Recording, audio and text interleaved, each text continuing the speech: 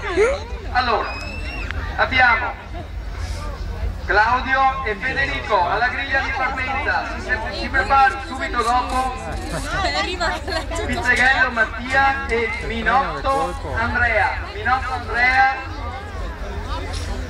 e Pizzeghello Mattia. Allora, siamo pronti? Chi tutti con il peso in avanti, chi tutto col peso indietro, vediamo la differenza, chi la fa. 3, 2, 1, via!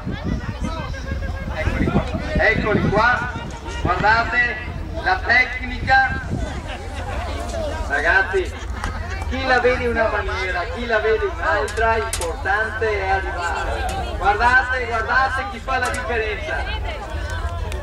Signori, non ho parole, sono ormai piccole cose che si devono, piccoli accorgimenti che fanno la differenza, però questi bambini un po' cresciuti, ma bambini dentro il cuore comunque sempre, fanno queste cose, fanno la differenza oggi qui a Roccaiese. Allora, siamo pronti alla griglia di partenza.